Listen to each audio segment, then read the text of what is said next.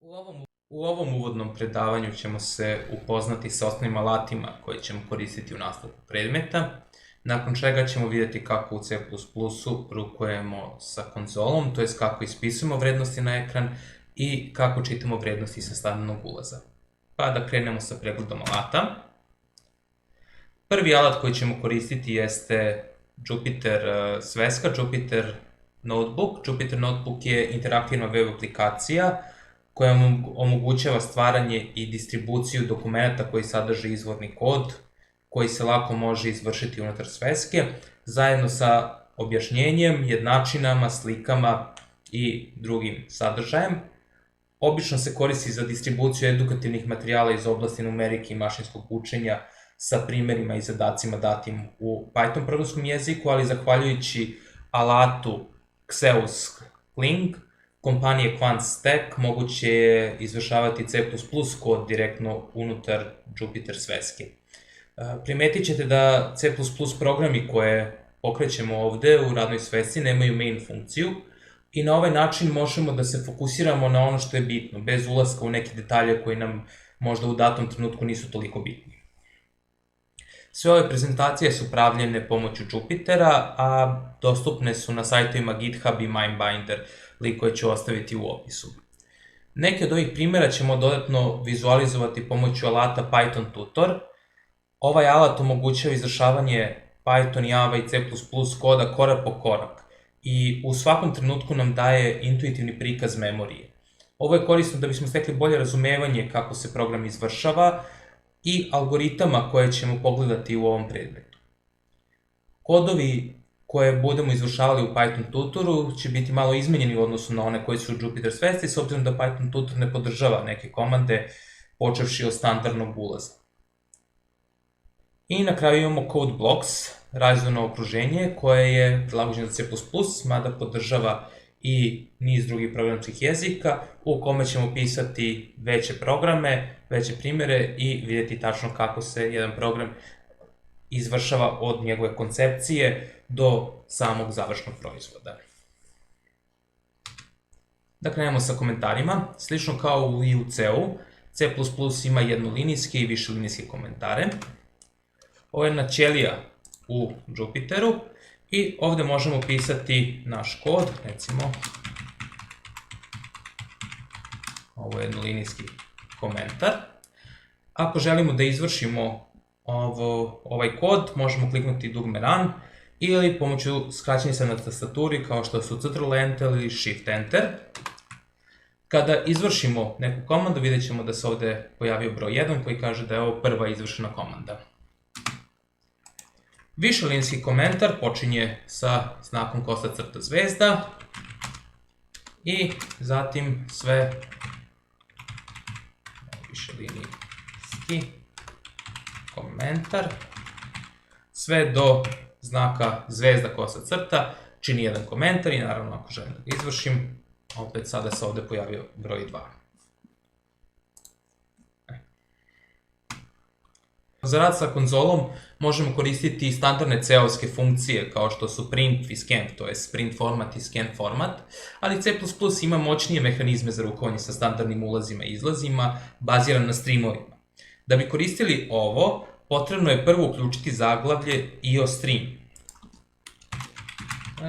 Include IOStream i izvršamo ovu komandu i sada je u ovoj sveci uključeno zaglavlje IOStream. Primetite da ova zaglavlja nemaju nikakvu ekstenziju kao što je to bio slučaj sa C-om.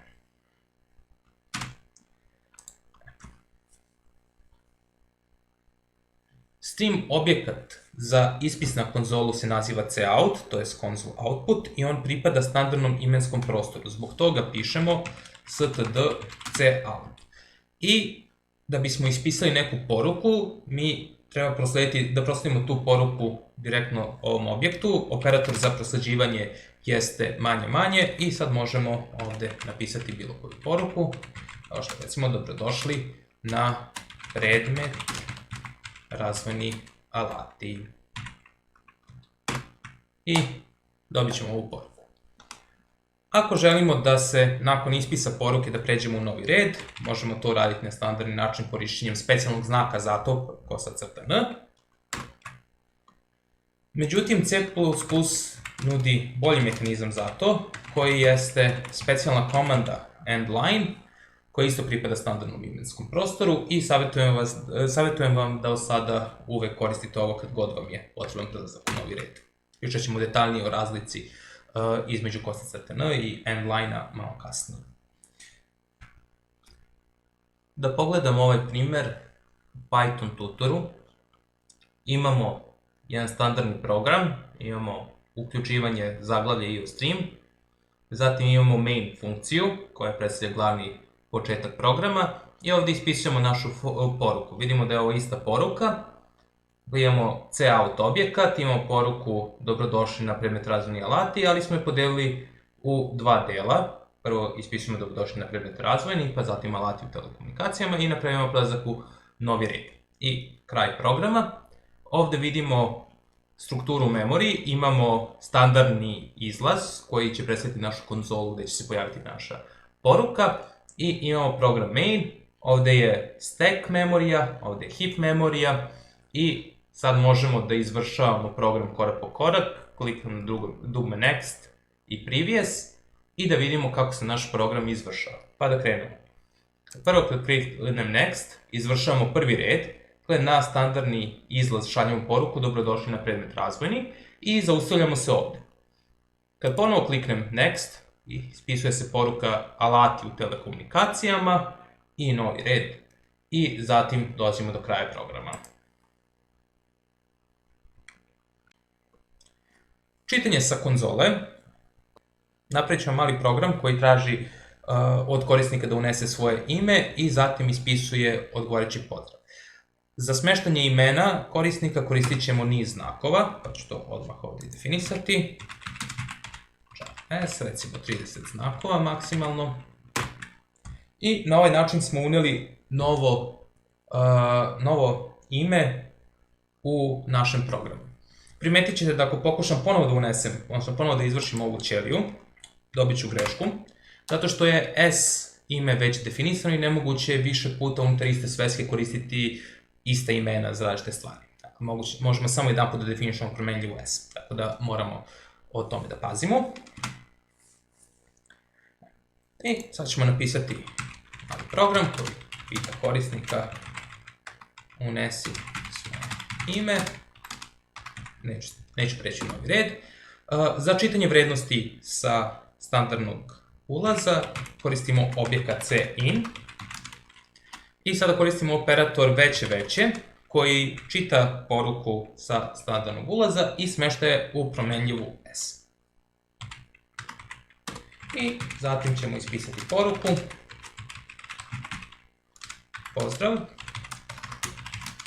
S. Line. Vidite da ako želim da spajam više različitih poruka, dovoljno je da više puta koristim znak manje i prosleđujem jednu poruku za drugom standardnom konzolnom outputu. I sad mi prvo pita unesem svoje ime i ispisujem odgovarajuću poruku. Da pogledamo ovaj primer u Python tutoru.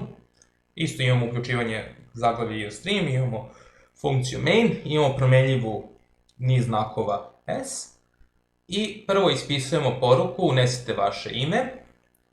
Pošto Python tutor ne podržava čitanje sa standardnog ulaza, mi ćemo dodeliti S promenljivoj vrednost sale i zatim ćemo ispisati odgovarajuću poruku na ekran. Prvo tražimo od korisnika da unese ime. Vidimo da u mainu ovdje imamo jednu promenljivu S i ona je pokazivač.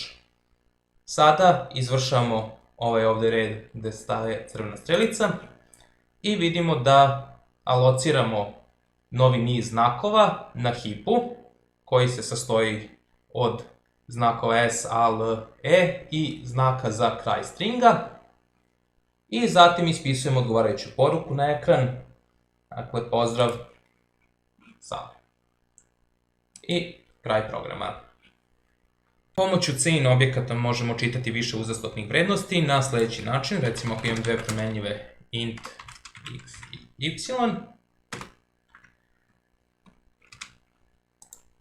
mogu čitati x, mogu čitati y i zatim ću ih ispisati, recimo x plus y jednako je x plus y. Line, std.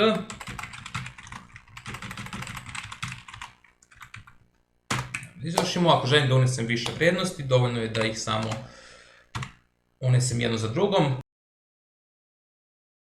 Dodaju 5, pa 6, enter i onda ću dobiti vrijednost. Polazimo od funkcije main, vidimo da imamo deklaraciju dve promenljive, x, y oba tipa int. Nakon izvršavanja ovog reda, vidimo da smo ovdje stavili do znanja programu da će biti dve promenljive, x i y, vidimo ovdje gore da piše da su one tipa int, ali još uvijek im nismo delili nikakve vrednosti.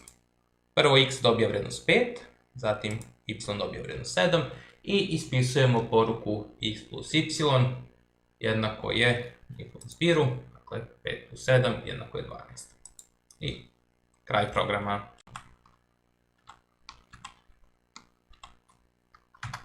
Ovdje vidjeli danas, dakle prvo vidjeli smo komentare, jednolinijski komentari počinju sa kosa crta i sve dalje u tom redu čini ovaj komentar, višelinijski komentari počinju sa kosa crta zvezda i traju sve dok se ne dođe do znaka zvezda kosa crta. Za rad sa konzolom koristimo streamove, prvo je potrebno uključiti zaglavlje include dio stream, ispis poruke na konzolu se radi pomoću objekta std.cout, cout objekt koji pripada standardnom imenskom prostoru i prosleđujemo poruku pomoću operatora manje. Za prelazak u novi red možemo koristiti endline komandu, a čitanje vrednosti sa konzole i smeštanje vrednosti u promenljivu neku x recimo na primer možemo uraditi pomoću chain objekta i pritom moramo da koristimo operator veće. Hvala na pažnji, to je sve.